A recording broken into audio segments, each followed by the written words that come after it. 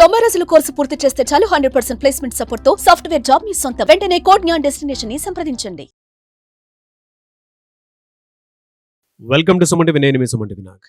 Sunitha Williams గారు, ఇవాళ ఆవిడ పేరు ప్రస్తావించే ప్రతి ఒక్కరికి కూడా ఒకటే చెప్తాను, ఆ ఇన్స్పిరేషన్ ప్రతి ఒక్కరిలో ఉండాలి. ఆ ఓపిక, పట్టుదల, సహనం ఏదైతే ఉందో అది ప్రతి ఒక్కరూ కూడా నేర్చుకోవాల్సినటువంటి విషయాలు చాలా ఎక్కువగా ఉంది. 8 రోజుల కోసం అని చెప్పేసినటువంటి వెళ్ళిన మనిషి 8 నెలల పాటు అక్కడే ఉండే వస్తారా రారా అనేటువంటి దాని మీదే చాలా సందిగ్ధంలో ఉన్న ప్రాసెస్లో ఈరోజు మనం ఆవిడని చూడటం జరుగుతుంది. అయితే వీటికన్నిటికీ మూల కారణాలు ఏంటి, ఏం జరిగింది అనేది ఈరోజు మనతో పాటు హైకోర్టు అడ్వకేట్ అలగర్ రవీంద్రనాథ్ గారు ఉన్నారు. అది వారి మాటలోనే తెలుసుకుందాం. Hello sir. హాయ్ నాగరాజ్ గారు.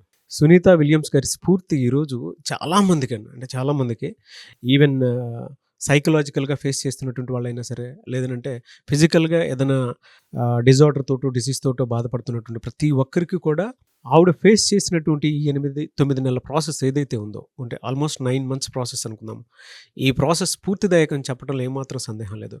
ఈ గ్యాప్లో అసలు ఏం జరిగింది? 8 రోజులు ట్రిప్ అనుకున్నారు, చూస్తేనేమో 9 నెలల వరకు సాగింది. ఏం జరిగింది? అందంగా కనిపిస్తున్న నక్షత్రాల నడుమ మధ్యలో చందమామ ఆరు బయట కాస్త పడకలో మంచం వేసుకొని పైకి చూస్తూ అమ్మ యొక్క గోరుముద్దలు తింటూ ఆకాశం వైపు చూస్తే అబ్బా ఎంత అద్భుతంగా ఉందో అనుకుంటాం. అటువంటిది మనందరికి కూడా ఒక కలగా మిగిలిపోతుంది. కానీ సునీత విలియమ్స్ గారి విషయంలో మాత్రం కలగా మిగిలిపోవాలి.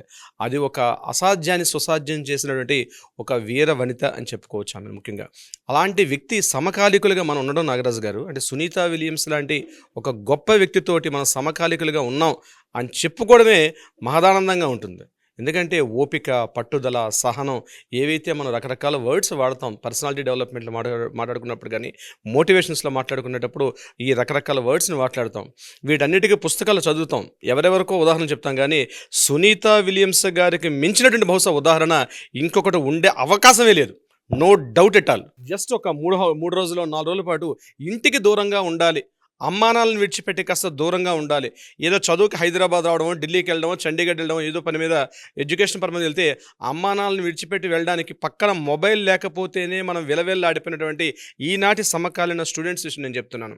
అంతేకాకుండా మేము చాలా గొప్పవాళ్ళం అని చెప్పి బిగ్ బాస్ హౌస్లోకి వెళ్ళి 3 నెలల పాటు ఎవరితో సంబంధం లేకుండా అక్కడ ఉన్న హౌస్లో ఉన్న వ్యక్తులతోటి ఏవో సంబంధ బాంధవ్యాలు, రిలేషన్స్, ఏ టైంలో ఎలా బిహేవ్ చేస్తాం, మన ఎమోషనల్ మూడ్స్ ఎలా ఉంటాయని చెప్పి మనం వాటిని టీవీ స్క్రీన్ మీద చూస్తూ రకరకాలుగా విశ్లేషణలు, అనాలిసిస్ చేసుకొని అందులో వచ్చినటువంటి విజేతకి ఏదో కొన్ని ₹1,00,000, ₹1,00,00,000 విజేతగా ప్రకటించడం మనం చూసాం. కానీ మనిషి అనే వ్యక్తి ఒక ఆపోజిట్ ఒక పర్సన్ తప్ప ఆహారం తినడానికి ఆహారం ఉండదు, త్రాగడానికి నీళ్ళు ఉండవు, అక్కడ ఆధారం అంటూ లేనటువంటి ఒక నో గ్రావిటీ, అసలు అంటే ఆకర్షణ శక్తి ఉండదు, మనసులో ఆకర్షణ శక్తి ఉండదు, వ్యక్తికి ఆకర్షణ శక్తి ఉండదు, పడుకుందామంటే ఒక బెడ్ ఉండదు, ఒక ట్యూబ్లోకి వేసుకొని ఒక బెలూన్లో వేసుకొని పడుకోవడానికి మంచం ఉండదు.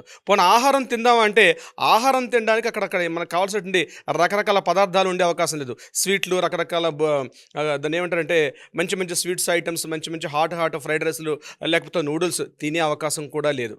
ఏదైనా తినాలంటే ఒక పైప్ పెట్టుకోవాలి, ఆ ఫుడ్ని కంప్లీట్గా లిక్విడ్ స్టేజ్లో తీసుకొని ఆ లిక్విడ్ స్టేజ్ని తీసుకొని రావాలి, ఆ స్టేజ్లో మాత్రమే తినాలి. బహుశా లోపలికి వెళ్ళేది మళ్ళీ డైజెస్ట్ అవుతుందో లేదో కూడా తెలియని పరిస్థితి. పోనీ తాగుదామంటే నీళ్ళు అంటే ఆ నీటిని కూడా వేరే లిక్విడ్లో కొంత కెమికల్స్ యాడ్ చేసుకుంటూ తాగాలి. 1 రోజు 2 రోజులు 3 రోజులు కాదు నాగరాజు గారు, ఏకదాటిగా 9 నెలల పాటు కంటిన్యూగా ఆ స్పేస్ వాక్ అంటే ఆ స్పేస్లో ఉండి బహుశా ఇందాక మీరు అన్నట్టుగా వెనక్కి వస్తామో రామో తెలియనటువంటి అగమ్యగోచరమైన పరిస్థితి. అది నిత్యం అలా తిరుగుతూ ఉండడమే. ఉదాహరణకి ఒక ట్రైన్లో మనం పోతుంటే ఒక డెస్టినేషన్కి వెళ్ళాలంటే 5 గంటలు 6 గంటల్లో మళ్ళీ డెస్టినేషన్ రీచ్ అవుతాం. ప్రతి గంటకు అర్ధ గంటకు ఎక్కడో స్పేస్ స్టేషన్లో అంటే మనం వెళ్తున్న ట్రైన్లో కాసేపు ఆగుతాం. ఫ్లైట్ అయినా 1.5-2 గంటలు, తప్పితే 12 గంటల్లో మళ్ళీ మన డెస్టినేషన్ రీచ్ అవుతాం. కానీ ఇది అలా కాదు, తిరుగుతూనే ఉండాలి కంటిన్యూగా. భూమి యొక్క కక్ష చుట్టూ తిరుగుతూనే ఉండాలి. ఎక్కడ కూడా 1 minute కూడా రెస్ట్ ఉండదు. ఈ 9 నెలల పాటు ఆవిడ తిరుగుతూనే ఉన్నటువంటి ఒక వృత్తంలో తిరుగుతున్నారు. అందులో కంటిన్యూస్గా తమ యొక్క దైనందిన కార్యకలాపాలు ఏవైతే ఉంటాయో, తినడం, మాట్లాడడం, పడుకోవడం, ఇటువంటి రెగ్యులర్ యాక్టివిటీస్ అన్నీ కూడా ఆ తిరుగుతూనే చేస్తూ ఉండాలి. అట్ ద సేమ్ టైం ఈ కిందన నాసా వాళ్ళు ఏదైతే యాక్టివిటీ ఇచ్చారో ఈ యాక్టివిటీ వర్క్స్ని కూడా అక్కడ కంటిన్యూగా ఉండాలి. ఎవరు ఈవిడ సునీత విలియమ్స్? ఎందుకు వెళ్ళారు? రాబోయే రోజుల్లో స్టీఫెన్ హాకింగ్ చెప్పినటువంటి బుక్లో ఒక మాట చెప్తాడు ఆయన. ఏంటంటే రాబోయే 1000 సంవత్సరాల తర్వాత ఈ భూమి మీద మానవ మనుగడ అత్యంత దుర్భరం. మనిషి అనేవాడు బహుశా 1000-1500 సంవత్సరాల తర్వాత భూమి మీద మానవ మనుగడ అన్నది అత్యంత క్లిష్టతరం. ఎందుకంటే ఆహారాన్ని కలుషితం చేసుకున్నాం, నీటిని కలుషితం చేసుకున్నాం, వాతావరణాన్ని కలుషితం చేసుకున్నాం, గాలిని కలుషితం చేసుకున్నాం. మన మనసులో ఎప్పుడో కలుషితం అయిపోయి అనుకున్నారు, పక్కన పడేసేయండి. టోటల్గా కలుషితమైన ప్రపంచంలో ఈ భూమి మీద మనిషి యొక్క జీవన మనుగడ అత్యంత దుర్భరం కాబట్టి ఖచ్చితంగా స్పేస్కి వెళ్లాల్సిందని హాకింగ్ తను రాసిన బుక్లో ఎప్పుడు రాసుకున్నారు. సో దానికి నిదర్శనంగా గడిచిన కొన్ని దశాబ్దాలుగా ఈ నాసా వాళ్ళు అనేక ప్రయత్నాలు చేస్తున్నారు. దానికి బెస్ట్ ఎగ్జాంపుల్ సునీత విలియమ్స్ గారు. ఎందుకు ఇంతగా మనం మాట్లాడుకుంటున్నాం అంటే రాబోయే భవిష్యత్తు తరాలకి తన ఎగ్జాంపుల్గా తన బాడీని ఒక ఎక్స్పెరిమెంట్గా చేసుకుందావిడ. రాబోయే భవిష్యత్తులో తన బాడీ అంటే స్పేస్లో మనిషి జీవించగలడా, స్పేస్లో మనిషి నడవగలడా, స్పేస్లో మనిషి శ్వాస తీసుకోగలడా, స్పేస్లో మనిషి తన యొక్క ఎముకలు, తన బాడీ, తన లివరు, తన కిడ్నీ, తన హార్ట్ ఇవన్నీ ఇక్కడ ఉన్నట్టుగా పనిచేస్తాయా పనిచేయని చెప్పి తన బాడీని ఎక్స్పెరిమెంట్గా చేసుకోవడానికి కోసం వెళ్ళినటువంటి ప్రథమ మహిళ. అది కూడా ఏదో 20 ఏళ్ళు 30 ఏళ్ళు వయసు కాదు. ఇంకొక రేపు కమింగ్ సెప్టెంబర్ 14కి అక్షరాల 60 సంవత్సరాలు పూర్తి చేసుకోబోతుంటే ఒక వృద్ధురాలుగా మనం పరిగణిస్తాం. 40 ఏళ్ళు వస్తేనే నా జీవితంలో చాలా సాధించేశాను, 50 ఏళ్ళు వస్తే నేను చాలా చేసేసాను, మిరాకిల్స్ ఇంకా అవసరం లేదు.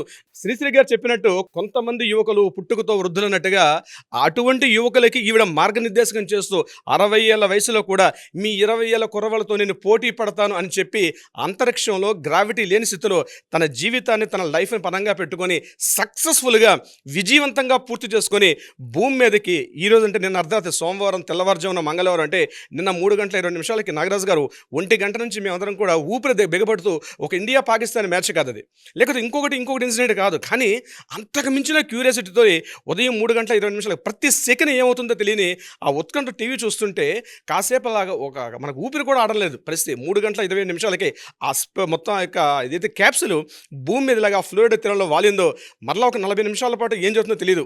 అంటే నిజంగా అందులో మనుషులు సజీవంగా ఉన్నారా ఏమైపోయారు తెలియదు. ఎందుకంటే ఆ క్యాప్సుల్ యొక్క ఎడ్జ్ బాడీస్ 19,000 డిగ్రీలతో టెంపరేచర్ తోటి బర్న్ అవుతుంటుంది. నాగరాజు గారు 100 డిగ్రీల టెంపరేచర్ అంటేనే మనం టీకి కాఫీకి పెట్టుకున్న వాటర్ మరుగుతుంది 100 డిగ్రీల స్థాయిలో. అటువంటిది 19,000 డిగ్రీల సెల్సియస్ అటువంటి క్యాప్సుల్ బాడీ అంతా కూడా మండుతుంటే అంటే భూమి వాతావరణంలో ప్రవేశించగానే ఇక్కడ వాతావరణానికి అక్కడ వాతావరణానికి తేడాతోటి ఒక్కసారి ఒక లావా టెంపరేచర్ తోటి మండుతుంటే క్యాప్సుల్ ఎకాఎకిన గంటకి నిమిషానికి కొన్ని వేల కిలోమీటర్ల స్పీడ్గా వస్తున్న క్యాప్సుల్ భూమి మీద గురుత్వాకర్షణ శక్తికి అదే స్పీడ్లో రాకుండా దాన్ని కాస్త నిరోధిస్తూ దానిని నిమిషానికి 5 కిలోమీటర్ల స్థాయికి తగ్గించుకునేట్టుగా ఆ పారాచూట్లతో దాన్ని కంట్రోల్ చేసుకుంటూ ఆ ఫ్లోరిడా తీరంలో ఆగుతున్న క్యాప్సుల్ని చూస్తే నిజంగా కాసేపు గూస్ బంప్స్.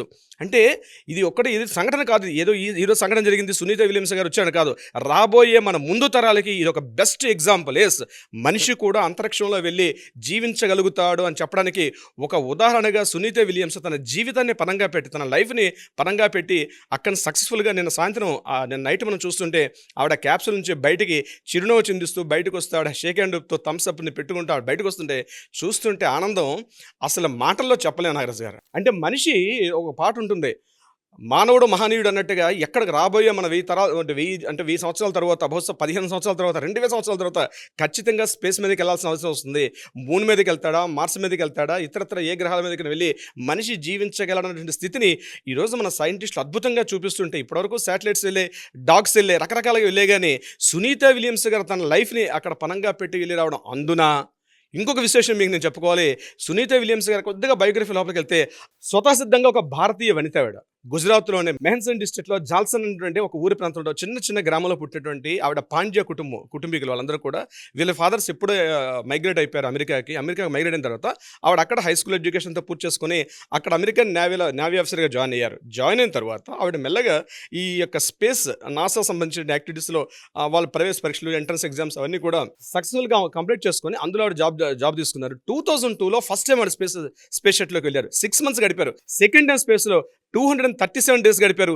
ఈరోజు 9 నెలల పాటు స్పేస్లో ఉండి తన లైఫ్ని చూపించుకునే మనిషి అనేవాడు, మానవ జాతి అనేవాడు భవిష్యత్తులో స్పేస్లోకి వెళ్ళి కూడా రావచ్చు అనడానికి ఎక్సలెంట్గా, అంటే రకరకాలుగా డైలీ టీవీలో న్యూస్లో ఎలా వెళ్ళారు, ఎలా వచ్చారు, టెక్నికల్ పారామీటర్ ఆ పార్ట్ నేను టచ్ చేయదలుచుకోలే. కానీ ఒకటి మాత్రం నాంది పలికింది, మనిషి అనే మానవ మనుగడకి ఆ స్పేస్లో కూడా జీవించగలడు అని తను ప్రూవ్ చేసుకొచ్చారు.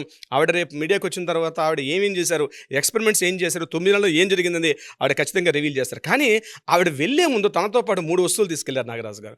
అందులో ఒకటి భగవద్గీత, రెండవది ఓం అనే ఒక ముద్ర, మూడవది గణేష్ ప్రతిమ. ఈ 3 చాలా ఇష్టం వాడికి. ఈ 3 వస్తువులను తీసుకెళ్ళారు. ఎప్పటికెప్పుడు భగవద్గీతలో ఉన్న సూక్తులు కృష్ణ పరమాత్మ చెప్పినటువంటి సూక్తుల్ని ఎప్పటికప్పుడు తన పరిశ్రమ. ఆవిడ ఓపిక అనేటువంటి ఆహారం తిన్నారేమో, ధైర్యం అన్నటువంటి ఒక నీటిని తాగారేమో అన్నట్టుగా ఆవిడ లైఫ్ ఆ భగవద్గీతలో కృష్ణ పరమాత్మ ఓపిక ఉండాలి, సహనం ఉండాలి, ధైర్యంగా ఎదుర్కోవాలి, ఎటువంటి క్లిష్ట పరిస్థితులు జరుగుతున్నా ఆ పరిస్థితులు తగ్గట్టుగా మనల్ని మనం మలుచుకోవాలని చెప్పి గీతా వాక్యాలను ఆవిడ ఇంతకుముందు ఫస్ట్ టైం వచ్చినప్పుడు కూడా ఒక మీడియాలో కూడా మాట్లాడిన మాటలు ఇప్పుడు కూడా మనకి యూట్యూబ్లో ఉన్నాయి. సో ఆ నిజంగా ఒక భారతీయ వనిత స్పేస్లో మొట్టమొదటి అడుగుపెట్టి నేను ఉన్నాను, ఎప్పుడో మన ప్రపంచానికి ఆధ్యాత్మిక గురువు, రాజగురువు ఎవరంటే భారతదేశం అని చెప్పుకోవచ్చు. మరొక తరానికి నాందివాచకం పలకడంలో ఈరోజు కూడా భారతీయులు ముందున్నారని చెప్పడానికి సునీత విలియమ్స్ గారు ఈరోజు వేసినటువంటి అడుగు ఏదైతే ఉందో అడుగు రాబోయే మానవ జాతికి ఒక తొలి అడుగు అయితే అవకాశం ఉంటుంది. నాగరాజు గారు, hats off to Sunita Williams గారు. సునీత విలియమ్స్ గారికి, నాసా బృందానికి, ఎవరైతే ఈ యాక్షన్లో ఈ ప్రాజెక్ట్లో పార్టిసిపేట్ చేసిన ప్రతి ఒక్కరికి పేరున మన సుమన్ టీవీ తరపున, మీ తరపున, నా తరపున ధన్యవాదాలు తెలుపుకుంటున్నాం నాగరాజు గారు. Thank you so much. Thank you so much sir. Suman టీవీలో మీ పర్సనల్ అండ్ బిజినెస్ ప్రమోషన్స్ కోసం కింది నెంబర్కి కాంటాక్ట్ చేయండి.